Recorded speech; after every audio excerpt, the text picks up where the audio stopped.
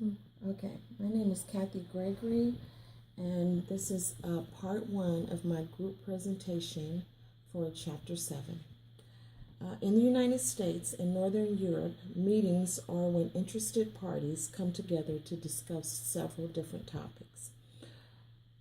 In a meeting, everyone is considered equal and they are encouraged to express their feelings, to debate with one another, to challenge one another, and to disagree. Decision making in the United States and Northern Europe are generally made through voting in which the majority wins.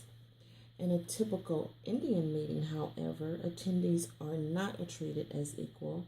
Rank does matter, and they are not to express their point of view. Also in India, all authority belongs to the boss, and the employees have no power, and therefore employees will accept and follow any orders given by their superiors, even when they know that order is wrong.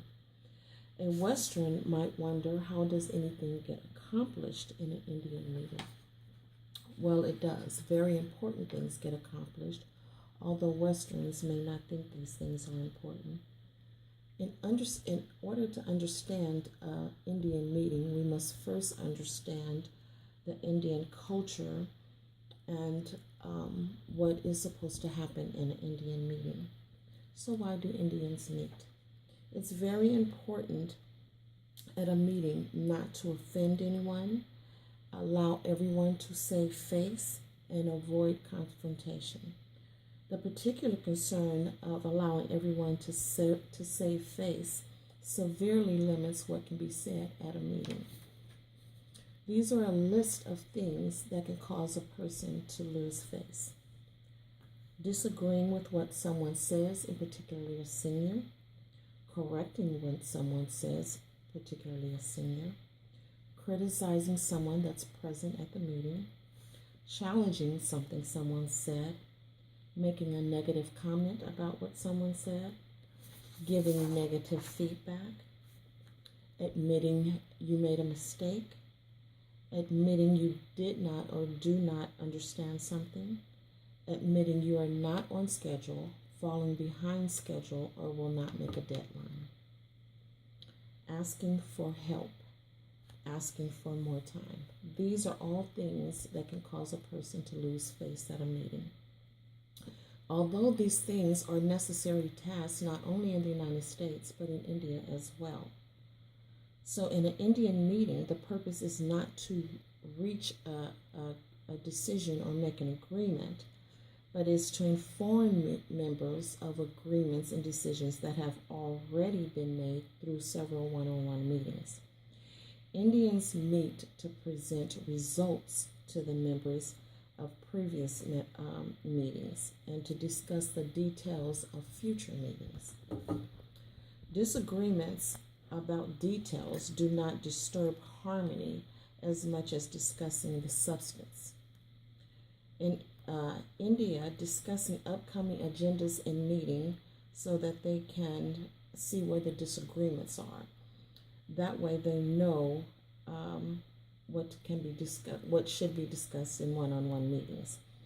If people disagree on a topic in an Indian meeting, they will generally leave that topic unresolved and move on to another topic.